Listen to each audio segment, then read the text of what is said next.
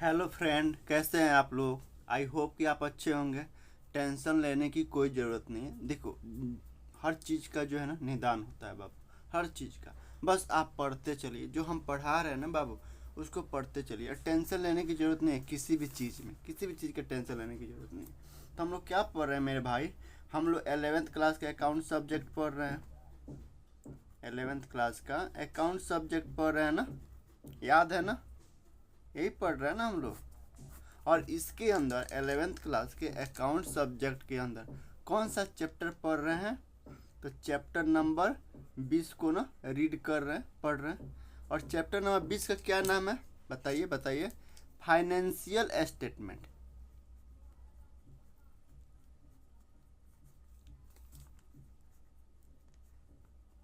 हम लोग पिछले 2-3 दिनों से है ना यही सब्जेक्ट पढ़ रहे, यही चैप्टर पढ़ रहे हैं, यही चैप्टर पढ़ रहे हैं ना। और फाइनेंशियल स्टेटमेंट का दूसरा नाम क्या है? क्या बोलते हैं इसे प्यार से?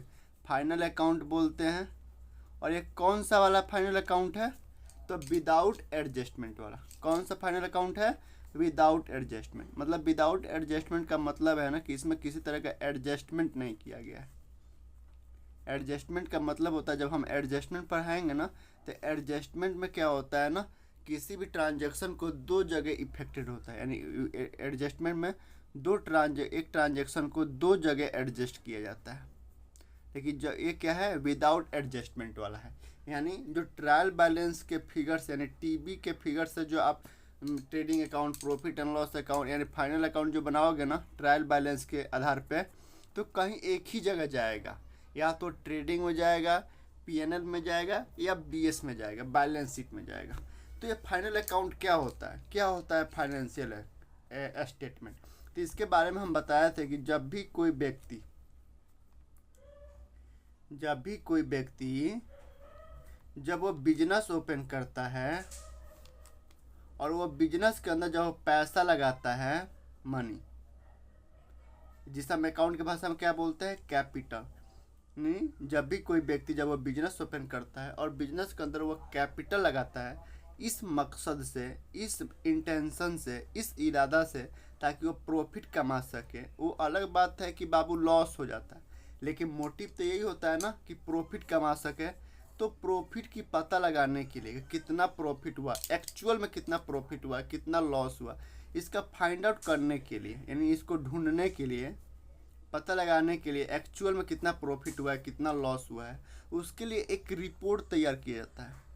या एक स्टेटमेंट जो है ना, एक रिपोर्ट बनाते हैं या एक स्टेटमेंट प्रिपेयर करते हैं। और उस स्टेटमेंट को क्या बोलते हैं? फाइनेंशियल स्टेटमेंट या फाइनल अकाउंट। और फाइनल अकाउंट के अंदर देखिए, इसमें है ना हम ट्रायल बैलेंस के बेस पे, यानी ट्रायल बैलेंस में जो रिपोर्ट दिया होता है, जो भी आइटम होता है ना, उसको हम फाइनल अकाउंट में लिखते हैं। और ट्रायल बैलेंस में जो भी मतलब फिगर दिया हो ना, अभी थोड़ा देर में समझाते हैं, बस एक ट्रायल बैलेंस याद रखिएगा। फाइनल अकाउंट के अंदर कितने स्टेटमेंट तैयार किया जाता है? तो फाइनल अकाउंट के अंदर ना दो स्टेटमेंट। कौन कौन सा? दो स्टेटमेंट प्रिपेयर करते हैं। पहला इनकम स्टेटमेंट, ये सब पढ़ा चुके हैं बाबू। ये तो आज मैं थोड़ा, जो बच्चे या जो मेरे भाई पुराना वाला वीडियो नहीं देख रहे हैं, सीधे इसी वीडियो को देखना चाहते हैं, तो उनको थोड़ा बहुत समझ में आना चाहिए ना, इसलिए थोड़ा बहुत आपको मतलब थोड़ा सा हिंट दे रहा हूँ, थोड़ा सा समझा रहा हूँ। तो फाइनल अकाउंट के अंदर यानी एफ है, फाइनल अकाउंट के अंदर जो है ना दो स्टेटमेंट तैयार करते हैं। पहला तो इनकम स्टेटमेंट होता है और दूसरा क्या होता है? बैलेंस शीट होता है। बैलेंस शीट होता है, ठीक है। और इनकम स्टेटमेंट के अंदर दो तरह के अकाउंट्स बनाया जाता है। कौन कौन से? तो पहला जो बनाया जाता है उसको बोलते हैं ट्रेडिंग अकाउंट। और ट्रेडिंग अकाउंट को गुड्स अकाउंट भी कहते हैं, क्योंकि ट्रेडिंग अकाउंट के अंदर जो है ना केवल गुड्स से संबंधित, यानी माल से, यानी गुड्स से संबंधित सौदों का लेखा किया जाता है। और इससे क्या पता चलता है? तो ग्रॉस प्रॉफिट या ग्रॉस लॉस का पता चलता है, ठीक है। दूसरा कौन सा अकाउंट बनाते हैं? तो दूसरा बनाते हैं पीएनएल अकाउंट, जिसे प्रॉफिट एंड लॉस अकाउंट कहते हैं। और इससे क्या पता चलता है? तो इससे जो है ना नेट प्रॉफिट, क्या पता चलता है? नेट प्रॉफिट या नेट लॉस का पता चलता है। ठीक है, और बैलेंस शीट के अंदर, बैलेंस शीट से क्या पता चलता है, तो बैलेंस शीट से पता चलता है कि बिजनेस के पास कितना एसेट्स है, मतलब कितना संपत्ति है एंड कितना लायबिलिटीज है, कितना लायबिलिटीज है। ये किससे पता चलता है, फाइनल अकाउंट से ही पता चलता है। ठीक है, और फाइनल अकाउंट किस बेस पे बनाते हैं, जैसे घर बनाने के लिए नक्शा चाहिए ना, उसी तरह फाइनल अकाउंट बनाने के लिए जो है ना ट्रायल बैलेंस चाहिए, यानी ट्रायल बैलेंस के बेस पे जो है ना फाइनल अकाउंट बनाया जाता है। तो ट्रायल बैलेंस के अंदर जितने भी आइटम्स होते हैं ना, जितने भी आइटम्स होते हैं वह कहीं एक ही जगह जाएगा, या तो वह ट्रेडिंग अकाउंट के अंदर जाएगा, या तो पीएनएल अकाउंट के अंदर जाएगा, या वो बैलेंस शीट में एसेट के अंदर जाएगा, नहीं तो लायबिलिटी के अंदर जाएगा। मतलब एक जगह जाएगा, दो जगह जाएगा, तीन जगह, तीनों जगह नहीं जाएगा, कहीं एक ही जगह जाएगा। और वही जो एडजस्टमेंट, क्योंकि ये विदाउट एडजस्टमेंट वाला है, लेकिन एडजस्टमेंट आ जाएगा ना, तो एडजस्टमेंट क्या होता है ना, ट्रायल बैलेंस के नीचे जो है ना कुछ आइटम्स दिए होते हैं, ट्रायल बैलेंस के नीचे कुछ आइटम दिए होते हैं, और उस आइटम को बोलते हैं एडजस्टमेंट आइटम। और एडजस्टमेंट आइटम जो होता है ना हमेशा दो जगह जाता है, या तो ट्रेडिंग में जाएगा तो पीएनएल में भी जाएगा, या तो ट्रेडिंग के साथ साथ बैलेंस शीट में जाएगा। पीएनएल में जाएगा तो हो सकता है ट्रेडिंग में भी जाए, या हो सकता है बैलेंस शीट में जाए, यानी दो जगह तो जाता ही जाता है। तो उससे बोलते हैं विथ एडजस्टमेंट, और इसे बोलते हैं विदाउट एडजस्टमेंट। समझ में आ रहा है ना बाबू? घबराना नहीं है, चिंता करने की बिल्कुल ज़रूरत नहीं है। जहाँ समझ में नहीं आए हम है ना, और जब हम हैं तो गम किस बात के। देखिए, जरूरी नहीं कि हर कोई विद्वान हो अपने आप में, कुछ कुछ जरूरी है कि हम भी कहीं कहीं जाके फंस जाते हैं। ऐसी बात नहीं कि हम अपने आप को विद्वान मान रहे हैं, नहीं, लेकिन इतना जरूर कहूँगा कि मैं जितना समझाऊंगा ना आपको, जितना मतलब बड़े समझाऊंगा, जितना पढ़ाऊंगा, ठोस पढ़ाऊंगा, ताकि आपके दिमाग से कभी ना निकले। तो इतना समझ में आया ना? पहले ये सब वीडियो अपलोडेड है, यदि आप वो वीडियो नहीं देखे हैं ना, तो मेरा आपसे काइंडली रिक्वेस्ट है कि आप जाइए और वो वीडियो देखिए। आज हम लोग टुडे हम लोग ना प्रैक्टिकल क्वेश्चन करेंगे। कौन सा? प्रैक्टिकल क्वेश्चन एंड आंसर करेंगे। ठीक है, तो टेंशन लेने की जरूरत नहीं है, प्रैक्टिकल क्वेश्चन आंसर करेंगे। ठीक है, चलिए तो शुरू करते हैं। इसको हटाए, चलिए इसको हटाते हैं। एक क्वेश्चन पढ़िए। क्वेश्चन कह रहा है कि prepare trading account and PNL account, यानी ट्रेडिंग अकाउंट बनाना है और प्रॉफिट एंड लॉस अकाउंट बनाना है, और साथ ही साथ बैलेंस शीट भी बनाना है। किसका? द किशन इंटरप्राइजेज का। और कब की बात है? तो 31/3/25 की, यानी साल कब इंड हो रहा है, ये साल कब इंड हो रहा है, ये साल कब इंड हो रहा है, 31/3/25 को इंड हो रहा है ना, यानी शुरू कब हुआ होगा? 01, यानी फाइनेंशियल ईयर 01/04/24 से शुरू हुआ होगा, और 31/3/25 सॉरी 31/3/25 को, यहाँ 24 लिखना चाहिए, 01/04/24 को शुरू हुआ होगा, और एक कब खत्म होगा? 31/3/25 को खत्म होगा। तो 31/3/25 को ईयर खत्म हो गया। अब हमको ट्रेडिंग अकाउंट, पीएनएल अकाउंट और बैलेंस शीट बनाना है, और ये बताना है कि बिजनेस के पास कितना नेट प्रॉफिट हुआ है और कितना एसेट लायबिलिटी है। तो चलिए, ट्रेडिंग अकाउंट को क्या बोलते हैं? गुड्स अकाउंट बोलते हैं, क्योंकि इसके अंदर केवल गुड्स से संबंधित सौदों का लेखा किया जाता है। यानी व्यापारी जिस चीज़ का व्यापार कर रहा है ना, मतलब अगर वह चिप्स बेच रहा है तो चिप्स के लिए वो आलू खरीदा होगा, नमक खरीदा, मसाला खरीदा होगा, फिर चिप्स बेचा होगा, और आलू को जो अगर बाहर से खरीदा होगा तो उसे अपने फैक्ट्री तक लाने में उसे खर्चा भी पे किया होगा। तो सब क्या है? एक गुड्स से संबंधित है। तो उस सब को कहाँ ले जाएंगे? ट्रेडिंग अकाउंट के अंदर ले जाएंगे।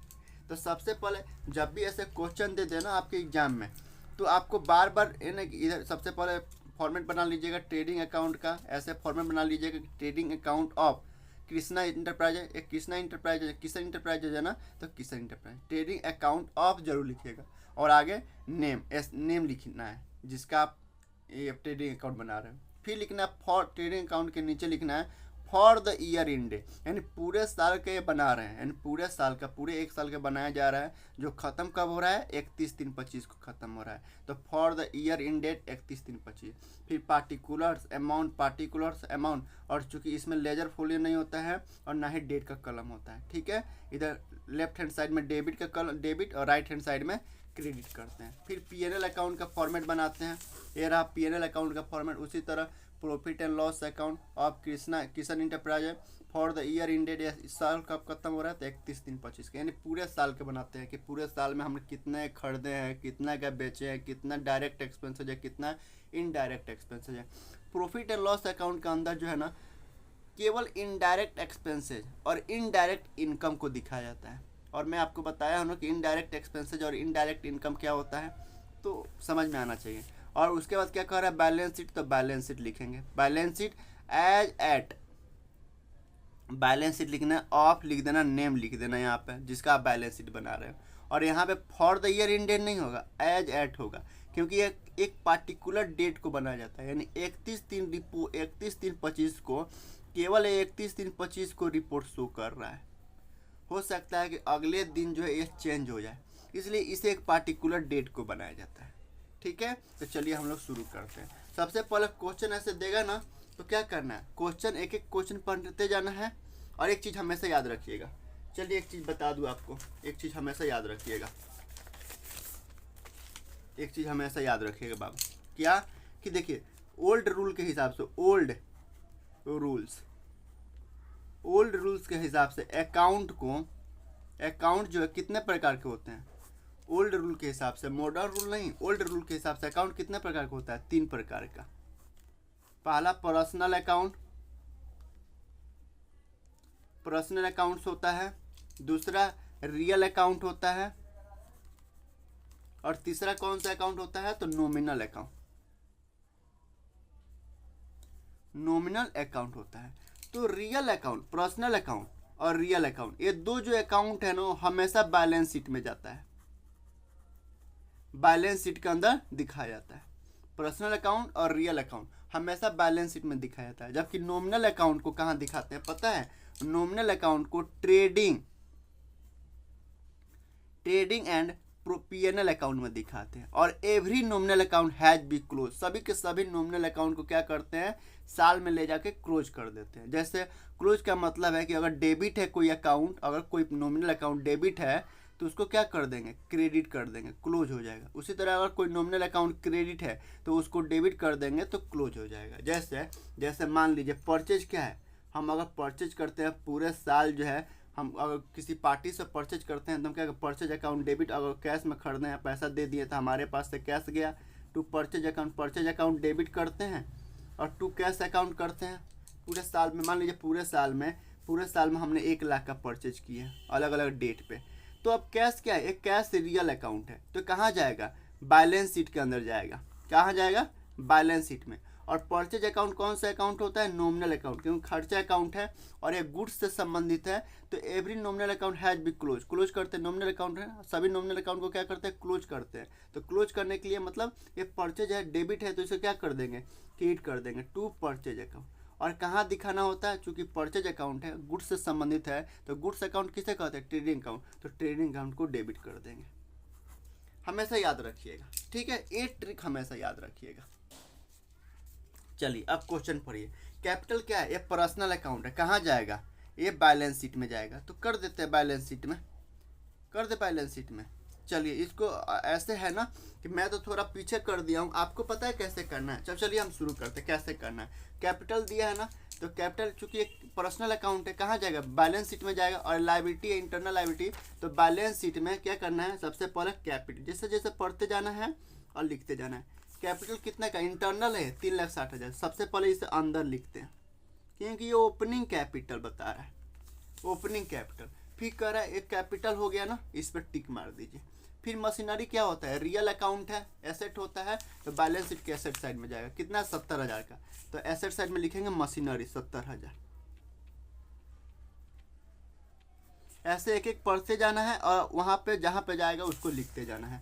सेल्स क्या होता है, नॉमिनल अकाउंट होता है, तो इसे क्या ले जाते हैं, ट्रेडिंग अकाउंट में ले जाएंगे। भाई ट्रेडिंग गुड्स से संबंधित है ना, तो इसे कहाँ ले जाते हैं, ट्रेडिंग अकाउंट के क्रेडिट साइड में। तो क्या लिखेंगे, बाई सेल्स, कि पूरे साल में कितना का सेल्स किए हैं, पूरे साल में 8,20,000 का सेल्स किए, तो 8,20,000 अंदर लिखेंगे। क्यों अंदर सर, अंदर क्यों लिखेंगे, अगर सेल्स रिटर्न होगा तो माइनस कर देंगे।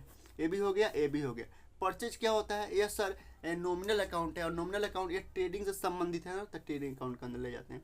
तो ऊपर सबसे पहले टू ओपनिंग स्टॉक आता है ना, टू ओपनिंग स्टॉक आता है, उसको लिख देते हैं। उसके बाद आता है टू परचेजेस, क्योंकि नॉमिनल अकाउंट है, इसे क्लोज करते हैं टू परचेजेस।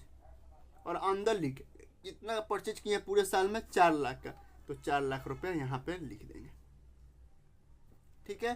फिर कह सेल्स रिटर्न, सेल्स रिटर्न कहाँ जाएगा? तो सेल्स यहाँ पे है तो यहीं पे आएगा, और इसे लेस करते हैं तो लेस करेंगे, लेस सेल्स रिटर्न।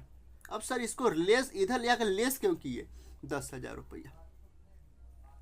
देखिए अगर एक्चुअल में बताया ना, तो सेल्स क्या होता है? हमारा इनकम है, इनकम बढ़ता है तो क्या करते हैं? टू करते हैं, सेल्स रिटर्न इनकम घटता है तो डेबिट करते हैं, तो सेल्स रिटर्न अकाउंट डेबिट करना चाहिए ना, तो डेबिट करना चाहिए। तो every nominal account has be close का, अब डेबिट है तो इधर आएगा टू सेल्स रिटर्न अकाउंट, लेकिन एक्चुअल में सेल्स रिटर्न इधर लिखना चाहिए। लेकिन चूंकि सेल्स इसका अक्सर 12 भैया इधर है, तो इधर ले आकर जब हम इधर से इधर ले जाएंगे तो माइनस कर देंगे, सिंबल चेंज कर देंगे, इसलिए इधर आ गया। तो 8,20,000 में से 10,000 निकल गया, 8,10,000 फाइनली बाहर रिपोर्ट निकल जाएगा कि पूरे साल में 8,10,000 का हम माल परचेज किए हैं। तो सेल्स रिटर्न भी हो गया। फिर कह रहा है स्टॉक ऑन 1/4/24 का, यानी ओपनिंग स्टॉक दिया है, तो ओपनिंग स्टॉक ट्रेडिंग अकाउंट के डेबिट साइड में जाएगा 1 लाख रुपया का, ये भी हो गया। फिर ड्राइंग दिया है, ड्राइंग किससे संबंधित है? बिजनेस के ऑनर से संबंधित है। तो ड्राइंग अगर बिजनेस का ऑनर पैसा निकाला है ना, तो मेरे लिए एसेट है, तो एसेट है तो भाई पर्सनल अकाउंट है ना, तो बैलेंस शीट के एसेट साइड में लिख देंगे। लेकिन चूंकि कैपिटल बिजनेस के ऑनर से रिलेट कर रहा है ना, तो इधर ले आके कैपिटल से क्या करते हैं? लेस करेंगे, लेस ड्राइंग, कि भैया बिजनेस के ऑनर ने बिजनेस के अंदर 3,60,000 रुपया दिया है, जिसमें से वो ड्राइंग कितना किया है? ड्राइंग किया है 40,000, तो 40,000 माइनस कर देंगे, 40,000 माइनस कर देंगे, तो भी हो गया, ड्राइंग भी हो गया। फिर वेजेज क्या होता है? ये डायरेक्ट एक्सपेंसेज होता है, तो डायरेक्ट एक्सपेंसेज के अंदर लिखिए, ट्रेडिंग अकाउंट के अंदर जाएगा ना, तो टू वेजेज। कितना का वेजेज किया गया? 1 लाख रुपया का वेजेज है भाई, यानी पूरे साल में 1 लाख रुपया का जो है ना, जो भी है 1 लाख रुपया का उसको मतलब सामान खरीद के अपने फैक्ट्री तक लाने में खर्चा हुआ है। फिर कैरे इनवर्ड डायरेक्ट एक्सपेंस है, तो ट्रेडिंग अकाउंट के अंदर जाएगा ना, टू कैरेज इनवर्ड, ये सब डायरेक्ट एक्सपेंस है। इनवर्ड का मतलब है कि हम जो गुड्स, हम जिस चीज़ का बिजनेस कर रहे हैं, जैसे आलू चिप्स बनाने का बिजनेस कर रहे हैं, तो आलू को पतना हम महाराष्ट्र से खरीदे थे, उसको अपने फैक्ट्री तक लाने में 5,000 तक कैरेज दे दिए, तो कैरेज 5,000 रुपये लिख देते हैं। ये डायरेक्ट परचेज एक्सपेंसेज भी कहते हैं, डायरेक्ट एक्सपेंसेज। इसको फिल कर दी। अब सैलरीज है, सैलरी क्या होता है? इनडायरेक्ट एक्सपेंसेज है। अगर वेजेज दे तो डायरेक्ट एक्सपेंसेज, और सैलरी केवल सैलरी दे ना, तो उसे इनडायरेक्ट एक्सपेंसेज मानते हैं। और इनडायरेक्ट एक्सपेंस कहाँ दिखाते हैं? प्रॉफिट एंड लॉस अकाउंट में। तो प्रॉफिट एंड लॉस अकाउंट में कहाँ दिखाएंगे? डेबिट साइड में, टू सैलरीज। एक लाइन ऊपर छोड़ दे, क्योंकि ग्रॉस प्रॉफिट को ट्रांसफर करते हैं कहाँ? पीएनएल अकाउंट में। सैलरी कितना है? 60,000 है ना, तो 60,000 यहाँ पे लिख देंगे, क्योंकि नॉमिनल अकाउंट है। और एवरी नॉमिनल अकाउंट है भी, सैलरी दिए होंगे तो salary account debit to cash account. अब सैलरी क्या है? नॉमिनल अकाउंट है, क्लोज करने के लिए क्या करेंगे? क्रेडिट कर देंगे। अगर डेबिट में है तो क्रेडिट में आएंगे तो टू करेंगे, टू सैलरी। फिर जनरल एक्सपेंसेज है, तो टू जनरल एक्सपेंस भी इनडायरेक्ट एक्सपेंसेज है। जनरल एक्सपेंसेज कितना है? जनरल एक्सपेंसेज भैया 20,000 रुपये, तो जनरल एक्सपेंसेज है। फिर कह रहा है कि रेंट, और रेंट के बगल में नहीं दिया है कि रेंट रिसीव है कि रेंट एक्सपेंस है, तो हम एज्यूम करेंगे कि रेंट एक्सपेंस है। ये रेंट क्या है? एक्सपेंस है, कि रेंट पे किया गया है, इनडायरेक्ट एक्सपेंस है। और इनडायरेक्ट कुछ नहीं दिया है ना, तो हम एज्यूम करेंगे कि ये क्या है? इनडायरेक्ट एक्सपेंसेज है। फिर परचेज रिटर्न्स, यानी ये भर दिए, ये भर दिए, ये भर दिए। परचेज रिटर्न क्या है? परचेज से संबंधित है, तो परचेज कहाँ है? डेबिट साइड में है, तो इससे लेस कर देंगे। वैसे तो परचेज रिटर्न इधर आना चाहिए, लेकिन एक्चुअल में इधर लिया हम क्या कर दे? लेस कर दीजिए। परचेज रिटर्न्स कितना भैया? परचेज रिटर्न्स कितना है? कितना परचेज रिटर्न कर दिया है? 5,000, यानी 4 लाख का सामान खरीदे तो उसमें से 5,000 का रिटर्न कर दिए। तो एक्चुअल में कितना खरीदा गया है? 3,95,000 का माल खरीदा गया है पूरे साल में। 3,95,000 और 5,000, 4 लाख रुपया हो गया। ठीक है, ये भी हो गया। अब डेटर्स क्या है, डेटर्स पर्सनल अकाउंट है, एसेट है ना, तो बैलेंस शीट में जाएगा। एसेट होता है ना, तो डेटर्स एसेट साइड में जाएगा। डेटर्स कितना है भैया, डेटर्स से 3 लाख रुपए तो डेटर्स से लेना है, यानी पूरे साल में 3 लाख रुपए का माल बेचे गए उधार में, डेटर्स। ठीक है ना, समझ में आ रहा है ना बाबू। फिर उसके बाद क्या है, कैश दिया है 40,000। कैश भी क्या है, एसेट होता है, 40,000 रियल अकाउंट होता है ना। फिर कैश के बाद क्या है, कैरेज आउटवर्ड, मतलब माल को बेचने में खर्चा हुआ है, तो ये इनडायरेक्ट एक्सपेंस है। टू कैरेज तो प्रॉफिट एंड लॉस अकाउंट में ले जाए। कैरेज इनवर्ड लिखा हो तो ट्रेडिंग अकाउंट में खर्चा है, और कैरेज आउटवर्ड भी खर्चा है, लेकिन कैरेज इनवर्ड लिखा हो तो ट्रेडिंग अकाउंट में ले जाएंगे, और कैरेज आउटवर्ड लिखा हो तो प्रॉफिट एंड लॉस अकाउंट के डेबिट साइड में ले जाएंगे। 20,000 रुपया है, तो 20,000 रुपये यहाँ पे कर देते हैं। फिर एडवर्टाइजिंग क्या है, इनडायरेक्ट एक्सपेंसेज है, टू एडवर्टाइजिंग। कितना का एडवर्टाइजिंग किया गया है, 20,000 रुपये का एडवर्टाइजिंग में 20,000 रुपये खर्चा हुआ है, छोटा मोटा एडवर्टाइजिंग है। फिर क्रेडिटर्स क्या है, पर्सनल अकाउंट, और ये लाइबिलिटी होता है ना, तो लाइबिलिटी में क्रेडिटर्स लिख देंगे यहाँ पे। कितना क्रेडिटर्स, क्रेडिटर्स कितना, 50,000 रुपये क्रेडिटर्स। ठीक है, सब हो गया, सब भर दिए, डेटर्स भी भर दिए 40,000, सब भर दिए। अब हमको क्या करना है, कैलकुलेशन करना है। उसके बाद कह रहा है कि क्लोजिंग स्टॉक, यहाँ पे देखो ये एडजस्टमेंट एंट्री है, क्योंकि नीचे दिया है ट्रायल बैलेंस का अलग अलग दिया है ना, तो क्लोजिंग स्टॉक का वैल्यू दिया है 2 लाख रुपया, और एडजस्टमेंट का एंट्री हमेशा 2 जगह जाता है। यानी क्लोजिंग स्टॉक क्या है, ये क्लोजिंग स्टॉक का एंट्री हमेशा 2 जगह जाता है। पहला तो ये ट्रेडिंग से रिलेट करता है, क्योंकि लास्ट में, साल के लास्ट में इतना माल बच गया है, तो ट्रेडिंग का पार्ट है, तो क्रेडिट साइड में लिखते हैं बाई क्लोजिंग स्टॉक भाई, क्योंकि ये सेल्स का पार्ट है ना, माल नहीं बिका, तो नहीं बिका तो भाई ये मेरे लिए नहीं बिका, तो क्रेडिट साइड में जाएगा 2 लाख रुपया। और एडजस्टमेंट ड्यूटी बेचेंगे आज नहीं तो कल बेचेंगे, तो हमें पैसा मिल जाएगा, तो एसेट हो जाएगा, तो बैलेंस शीट के एसेट साइड में लिखेंगे क्लोजिंग स्टॉक। क्लोजिंग स्टॉक हमेशा 2 जगह एंट्री जाएगा। कितना हो गया, 2 लाख रुपया, तो यहाँ भी 2 लाख रुपया भर देंगे। यही अगला साल जब 1/4/25 होगा तो ओपनिंग स्टॉक बन जाएगा। सब हो दिया। अब हम क्या करेंगे, कैलकुलेशन करेंगे ना, कास्टिंग करेंगे। तो कास्टिंग करते हैं, यानी डेबिट क्रेडिट बराबर होना चाहिए। अब करिए डेबिट क्रेडिट बराबर करिए,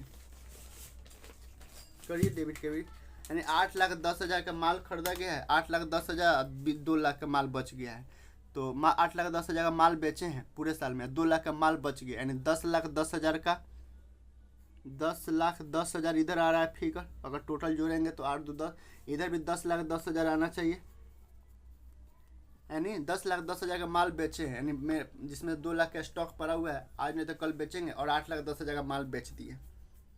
और खर्चा कितना हुआ है, 10,10,000 का माल जो बेचे हैं उसको परचेज करने में, ये सब खर्चा है ना, एक तरह का एक्सपेंसेज है। डेबिट क्या होता है, एक्सपेंसेज, और क्रेडिट क्या होता है, इनकम होता है ना।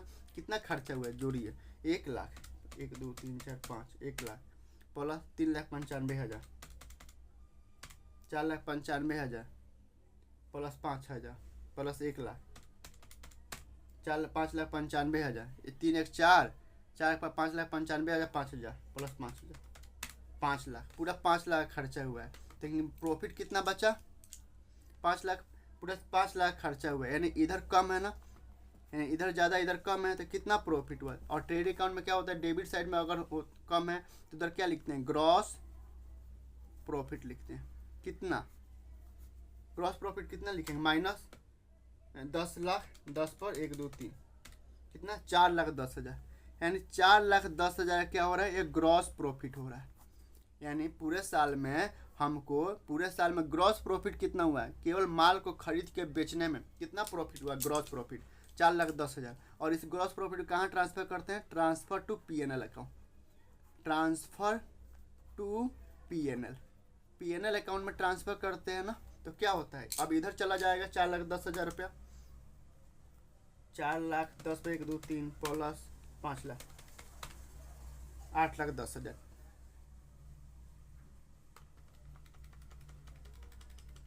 5 4 9, 9,10,000, 9,10,000 पे 1 2 3 माइनस 10,10,000 पर 1 2 3, 4,10,000 5 4 9 9, ठीक है। 3,05,000 1,00,000 1 पर 2 2 4 5 1,00,000 प्लस 3,95,000 1 2 3 प्लस 1,00,000 2 2 4 5 1,00,000 प्लस 5,000 प्लस 4,10,000 पर 1 2 3 10,10,000। ये कास्टिंग हो गया। अब ये इधर ये बाई क्रेडिट का मतलब क्या है, इनकम है, इनकम्स का रिपोर्ट है। और ट्रेडिंग का मतलब क्या है, ये एक्सपेंसेज का रिपोर्ट है। तो इनकम ज़्यादा हुआ 10,10,000, जबकि खर्चा कम हुआ है 5 लाख खर्चा हुआ है, तो 4 लाख क्या हुआ, 4,10,000 क्या हुआ, ग्रॉस प्रॉफिट हुआ है। और ग्रॉस प्रॉफिट कहाँ ट्रांसफर करते हैं, पीएनएल अकाउंट में। अब पीएनएल अकाउंट में आ जाइए, पीएनएल अकाउंट के क्रेडिट साइड में जाएगा बाई ग्रॉस प्रॉफिट, लिखेंगे बाई ग्रॉस प्रॉफिट। कितना कितना ग्रॉस प्रॉफिट हुआ है, 4,10,000। तो यहाँ पे क्या लिखेंगे, 4,10,000। और क्या नीचे क्या हेडिंग लगाएंगे, नीचे लिखाएंगे ट्रांसफर फ्रॉम ट्रेडिंग, यानी ट्रेडिंग से लिया गया है। ये कहाँ से आया, ट्रेडिंग से आया। अब कोई इनडायरेक्ट इनकम नहीं है। क्रेडिट का मतलब क्या है, पीएनएल अकाउंट है ना, डेबिट क्रेडिट लिखा है ना, तो क्रेडिट का मतलब क्या है कि यह क्रेडिट हुआ है, यानी इनकम। क्रेडिट साइड में इनकम और डेबिट साइड में एक्सपेंस। तो क्रेडिट साइड में कोई इनकम नहीं है। इसका मतलब अब देखते हैं डेबिट साइड कितना है, ये एक्सपेंसेज का है, ये एक्सपेंसेज भले इनकम का, सॉरी ये इनकम का रिपोर्ट दिखाएगा क्रेडिट साइड में। अब चूंकि प्रॉफिट एंड लॉस अकाउंट है तो क्रेडिट का मतलब क्या है, इनकम है, और डेबिट का मतलब क्या है, खर्चा, एक्सपेंसेज। तो खर्चा कितना हुआ, इनडायरेक्ट खर्चा कितना हुआ, जोड़िए 60,000, 60,000 प्लस 20,000, 6 2 8 8 और 2 10 3 13 13, 6 2 8 8 और 2 10 3 13 13 2 15 15 2 17, यानी 1,70,000 खर्चा हुआ है। तो माइनस कर दीजिए 4,10,000 में से 4,10,000 पे 1 2 3 माइनस 1,70,000, 1,70,000 1 2 3 कितना है, 2,40,000। 2,40,000 क्या हुआ है, इधर कम है, तो इधर क्या लिखेंगे, 2, इधर लिखते हैं 2 नेट प्रॉफिट हुआ है। नेट प्रॉफिट कितना हुआ, 2,40,000। तो 2,40,000 यहाँ पे लिख देंगे और कास्टिंग कर देंगे। इधर 4,10,000 है, तो 4,10,000 इधर भी आना चाहिए। तो जिसमें से 2,40,000 क्या है, और नेट प्रॉफिट है। और नेट प्रॉफिट कहाँ ट्रांसफर करते हैं, कैपिटल अकाउंट में। तो net profit transfer to capital में क्यों ट्रांसफर करते हैं ये बताएं, क्योंकि नेट प्रॉफिट बिजनेस ने 2,40,000 पूरे साल में कमाया है, पूरे साल में 2,40,000 रुपये कमाया है। तो किसे देगा भाई, जिसका ये बिजनेस होगा उसी को देगा, किशन को देगा। तो किशन के नाम हाथ में जाकर नहीं देगा, किशन के उसके अकाउंट ओपन है कैपिटल अकाउंट, उसमें ट्रांसफर कर देगा। तो एक तरह से लाइबिलिटी बढ़ गया ना, तो उसके लाइबिलिटी में कैपिटल में क्या कर देंगे, ऐड कर देंगे। ऐड कितना कर देंगे कि भाई 3,60,000 रुपया हम उससे लिए थे, 40,000 उसने निकाल लिया है, अब 2,40,000 का प्रॉफिट हुआ है, तो 2,40,000 उसी को देंगे। तो कितना हो गया, अब जोड़िए ना, 3,60,000 प्लस 40,000, 3,60,000 प्लस 2,40,000, 4 लाख, 4 2 6 लाख, 6 लाख में से 40,000 निकाल लिया, 6 लाख में से 40,000, 5,60,000। भाई 5,60,000 क्लोजिंग बैलेंस है, यानी कितना बैलेंस बचा है, यानी 31/3/25 को बिजनेस के ऑनर को कितना रुपया देना है, ये 5,60,000 देना है। क्योंकि 3,60,000 लाया था मुझसे मांग के, 2,40,000 का प्रॉफिट हुआ, ऐड करेंगे तो 3,60,000 प्लस 2,40,000 कितना होता है, 3 60 और 40, 4 लाख, 4 2 6 लाख, 6 लाख में से 40,000 निकाला, 5,60,000 उसको पे करना है। और एक क्रेडिटर को कितना रुपया देना है, क्रेडिटर को देना है 50,000, यानी 5,60,000, यानी लाइबिलिटी देखा जाए ना तो 5,50,000, 6,10,000 रुपये का लाइबिलिटी है पूरे साल में, जिसमें ऑनर को देना है 5,60,000 और एक बाहरी आदमी को देना है 50,000। तो इधर भी उतना का एसेट भी होना चाहिए। भाई बेच के दे देंगे 70,000, 70,000 प्लस 3 लाख, 3 2 5 लाख, 5 लाख, 5 लाख, 3 2 5 लाख, 5 लाख 40,000, 40,000, 6,10,000। ठीक, इधर भी सही हो रहा है, 70,000, 70,000 plus 3 lakh, 2 4 5, 3 lakh plus 40,000, 40,000 plus 2 lakh, यानी 6,10,000 इधर भी आ रहा है। और कल होकर अगर बिजनेस जो ऑनर जो है बिजनेस क्लोज कर देता है, अब उसको इच्छा करता है कि मेरे को बिजनेस नहीं चलाना है, तो भाई कितना 6,10,000, 6,10,000 के एसेट भी पड़ा है, कैश निकालेंगे 40,000, क्लोजिंग स्टॉक 2 लाख का पड़ा है, इसको बेच देंगे तो 2 लाख रुपये आ जाएगा। एक डेटर पड़ा है उससे आ जाएगा 3 लाख रुपया, और 70,000 की मशीन पड़ा है, इसको बेचेंगे 6,10,000 रुपया हो जाएगा। ऑनर को दे देंगे 50 लाख, 5,60,000, और एक क्रेडिटर को दे देंगे 50,000, खत्म कहानी। ऐसे बनाते हैं बाबू, ऐसे बनाते हैं, बहुत ही ईजी है बाबू। आई होप कि आपको समझ में आया होगा। फिर एक और क्वेश्चन कर लेते हैं। यहाँ पे देखिए कह रहा है कंप्यूट ऑपरेटिंग प्रॉफिट, क्या निकालना, ऑपरेटिंग प्रॉफिट निकालना और साथ ही साथ नेट प्रॉफिट भी निकालना है फ्रॉम फ्लोइंग, नीचे जो आइटम दिया है। तो देखिए ग्रॉस प्रॉफिट दिया है ना, ग्रॉस प्रॉफिट दिया है, तो ऑपरेटिंग प्रॉफिट का फॉर्मूला क्या होता है, अगर हम ग्रॉस प्रॉफिट में से ऑपरेटिंग एक्सपेंसेस माइनस कर देंगे, अगर ग्रॉस प्रॉफिट में फॉर्मूला क्या होता है, अगर ग्रॉस प्रॉफिट में से ग्रॉस प्रॉफिट जो भी दिया हो, यहाँ पे फिगर जो भी दिया हो, ग्रॉस प्रॉफिट में से अगर माइनस कर देंगे ऑपरेटिंग एक्सपेंसेज को, OPERATING, ऑपरेटिंग एक्सपेंसेज को माइनस कर देंगे, ऑपरेटिंग एक्सपेंसेज को माइनस कर देंगे तो क्या आएगा, हमारा ऑपरेटिंग प्रॉफिट निकल जाएगा। ये फॉर्मूला होता है, ऑपरेटिंग प्रॉफिट क्या होगा, निकल जाएगा। फिर ऑपरेटिंग प्रॉफिट में ऐड करेंगे, पता है क्या, अगर हम ऐड कर देते हैं ऑपरेटिंग प्रॉफिट में, प्लस कर देते हैं, सॉरी यहाँ पे प्लस कर देते हैं क्या, नॉन ऑपरेटिंग इनकम को, नॉन ऑपरेटिंग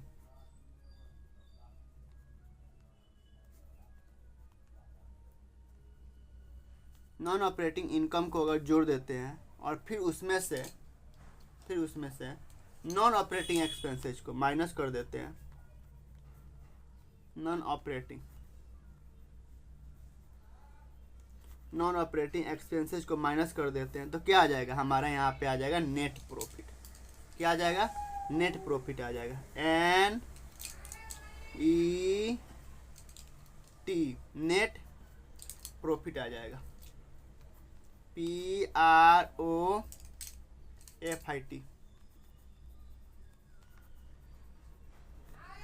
नेट प्रॉफिट आ जाएगा। और ये क्या हो जाएगा, आंसर हो जाएगा। वैसे तो ऑपरेटिंग प्रॉफिट में gross profit minus operating profit निकालने के लिए ग्रॉस प्रॉफिट में से ऑपरेटिंग एक्सपेंसेस माइनस कर दीजिए तो ऑपरेटिंग प्रॉफिट आ जाएगा। फिर अगर net cell minus operating cost of goods sailed minus operating expenses minus कर दीजिएगा तब भी ऑपरेटिंग प्रॉफिट निकल जाएगा।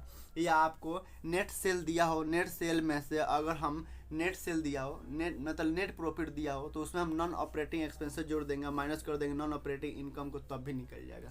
लेकिन यहाँ पे नेट प्रॉफिट भी निकालना है और यहाँ पे ऑपरेटिंग प्रॉफिट भी निकालना है। तो चलिए कोई बात नहीं। सबसे पहले ग्रॉस प्रॉफिट कितना दिया है, फिगर ग्रॉस प्रॉफिट दिया है 4,40,000, तो 4,40,000 यहाँ भर देते हैं फिगर, ठीक है। फिर ऑपरेटिंग एक्सपेंसेस क्या होता है, वे एक्सपेंसेस जो बिजनेस को ऑपरेट करने में 99% चांसेज है कि आने की संभावना है, हो सकती है, मतलब होने की संभावना है, तो उसे बोलते हैं जैसे मतलब जैसे selling and distribution expenses, office and administrative expenses and others regular type of indirect expenses, जैसे सैलरीज हो गया, रेंट हो गया, आपका डेप्रिसिएशन हो गया, ये सब। जैसे कैरेज आउटवर्ड, ये क्या है, ऑपरेटिंग एक्सपेंसेज है। एडवर्टाइजिंग भी हम कर सकते हैं, ऑपरेटिंग एक्सपेंस। हो सकता है कि बिजनेस है, ऑपरेटिंग एक्सपेंसेस करना पड़ जाए, ऑपरेटिंग एक्सपेंसेस। सैलरी, रेंट क्या, ऑपरेटिंग एक्सपेंसेस। लाइटिंग क्या, ऑपरेटिंग एक्सपेंस। इंश्योरेंस चार्ज, हो सकता है कि कोई ऐसा बिजनेस है जिसमें इंश्योरेंस कराना पड़ता हो तो ऑपरेटिंग एक्सपेंस। बैड डेब्ट ऑपरेटिंग एक्सपेंस। ऑफिस ऑडिट फी ऑपरेटिंग एक्सपेंसेज। ऑडिट फी पता है क्या होता है, जब बिजनेस बड़ा हो जाता है ना तो ऑडिट करवाया जाता है, इनकम टैक्स डिपार्टमेंट के लिए ऑडिट करवाया जाता है CA वगैरह से। इंटरेस्ट ऑन लोन, ये ऑपरेटिंग एक्सपेंसेज नहीं है, इंटरेस्ट है ऑन लोन इनडायरेक्ट और नॉन ऑपरेटिंग एक्सपेंसेज है। क्यों, क्योंकि जरूरी नहीं है कि आप बिजनेस ओपन किए हैं, नॉन ऑपरेटिंग एक्सपेंसेज है। ये जरूरी नहीं है कि आप बिजनेस शुरू किए हैं तो आपको लोन लेना ही पड़ जाए। इंटरेस्ट ऑन इन्वेस्टमेंट, यानी इन्वेस्ट किए हैं और उस पर इंटरेस्ट मिला है तो नॉन ऑपरेटिंग इनकम है, नॉन ऑपरेटिंग इनकम है। फिर printing and stationery operating expenses है। Loss on sale of furniture के बेस और लॉस हो गया तो नॉन ऑपरेटिंग एक्सपेंसेज है। ये क्या है, नॉन ऑपरेटिंग एक्सपेंसेज है, लॉस हो गया ना तो नॉन ऑपरेटिंग एक्सपेंसेज है। जनरल एक्सपेंस ऑपरेटिंग एक्सपेंसेज है, जनरल एक्सपेंस क्या है, ऑपरेटिंग एक्सपेंसेज है। लॉस हो गया ना, फर्नीचर को बेचते समय लॉस हो गया तो एक्सपेंसेज है लेकिन नॉन ऑपरेटिंग एक्सपेंसेज है। फिर डोनेशन दिया है, नॉन ऑपरेटिंग एक्सपेंसेज है। रेंट रिसीव हुआ है, नॉन ऑपरेटिंग इनकम है। लॉस बाई फायर से लॉस हो गया, नॉन ऑपरेटिंग एक्सपेंसेज है। Gain on sale a non operating income है। तो जितना भी ऑपरेटिंग एक्सपेंसेज है उसको क्या करेंगे, जोड़ के ऑपरेटिंग एक्सपेंस में लिख देंगे। तो सबसे पहले तो एक तो 4,4800 है, तो 4800 जोड़ लो। प्लस एक क्या एडवर्टाइजिंग 1200 है, 12,000 है तो 12,000 जोड़ लीजिए। प्लस 1,78,000 सैलरी है, 1,78,000 को 1,78,000, फिर 62,000 रेंट है, 62,000, फिर 15,000 लाइटिंग फी है, 15,000, 24 से क्या इंश्योरेंस है, कैलकुलेटर पर हम जोड़ रहे हैं। बेड डेस्क 1500 है, 2,000 क्या है ऑडिट फी, फिर इधर क्या है ऑपरेटिंग एक्सपेंसेज में 3600 है, 3600 है, फिर ऑपरेटिंग एक्सपेंस 1400 है, बाकी इतना ही है।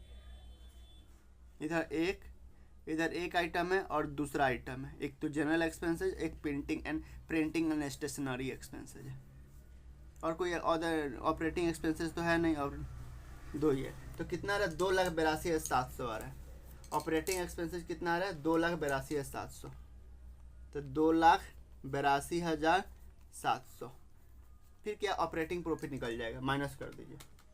4,40,000 पर 1 2 3 माइनस 2,82,700 कितना आ रहा है, 1,57,300, 1,57,300। ये क्या है, ऑपरेटिंग प्रॉफिट है। अब नॉन ऑपरेटिंग एक्सपेंसेस इनकम क्या करेंगे, इसमें से नॉन ऑपरेटिंग इनकम को क्या करेंगे, जोड़ेंगे। तो देखिए नॉन ऑपरेटिंग इनकम कितना है, इधर कुछ भी नहीं, इधर ये कुछ नॉन ऑपरेटिंग इनकम। एक तो ये रहा 2,800 non operating income, interest on interest मिला है। फिर नॉन ऑपरेटिंग इनकम एक्सपेंसेज है, नॉन ऑपरेटिंग एक्सपेंसेज है इनकम 6,000 रुपये रहा, रेंट रिसीव हुआ 6,000,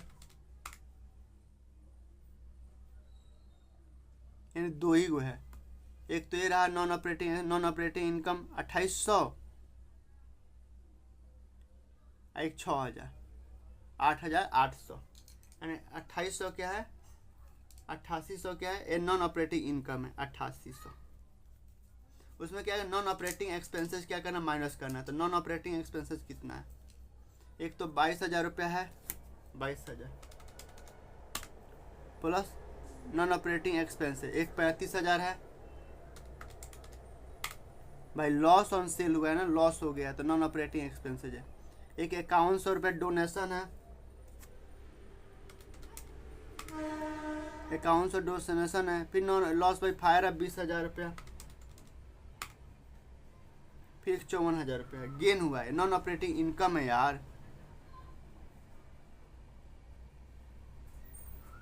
नॉन ऑपरेटिंग इनकम में जोड़ो यार, ये 88 54,000 जोड़ना यार, नॉन ऑपरेटिंग इनकम है, गेन हुआ है ना भाई, तो ये जोड़ना है यहाँ। सॉरी 88,000 नहीं हुआ, 8800 में 8800 प्लस 54,000 कितना, 62,800, सॉरी 62,000, यहाँ पे 800 है। ये नॉन ऑपरेटिंग एक्सपेंसेज मान लिए थे। नॉन ऑपरेटिंग एक्सपेंसेज कितना, 22,000, 22,000 प्लस 35,000, 35,000, 5,100, 20,000, यानी 82,100 क्या हो रहा है, 82,100 क्या हो रहा है, 82,100 क्या हो रहा है, ये नॉन ऑपरेटिंग एक्सपेंसेज हो रहा है। तो अब इससे जोड़िए, ऑपरेटिंग प्रॉफिट कितना, 1,57,300 माइनस उसमें जोड़ दीजिए, उसमें जोड़ना 62,800, 62,800, 2,20,000, उसमें से माइनस करना है इतना 82,100, 82,100 कितना हो रहा है, 1,38,000 रुपया हो रहा है।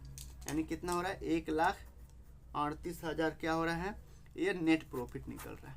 यानी नेट प्रॉफिट इजकल टू 1,38,000, यानी नेट प्रॉफिट इजकल टू 1,38,000, और ऑपरेटिंग प्रॉफिट बराबर कितना है, नेट प्रॉफिट एनपी, और ऑपरेटिंग प्रॉफिट बराबर कितना हो रहा है, 1,57,300। समझ में आया, कितना आसान है। कहीं भी दिक्कत हो तो हमको भाई कमेंट जरूर करिएगा। आज के लिए इतना ही, ठीक है। कहीं भी दिक्कत हो, कोई भी प्रॉब्लम है तो कमेंट जरूर करिएगा। आप मुझे लग रहा है कि मेरे जो स्टूडेंट है ना, मेरे भाई लोग को पूरा समझ में आया होगा, पूरा समझ में आया होगा, ठीक है। चलिए आज के लिए इतना ही, बाय बाय, फिर कल मिलते हैं, टाटा।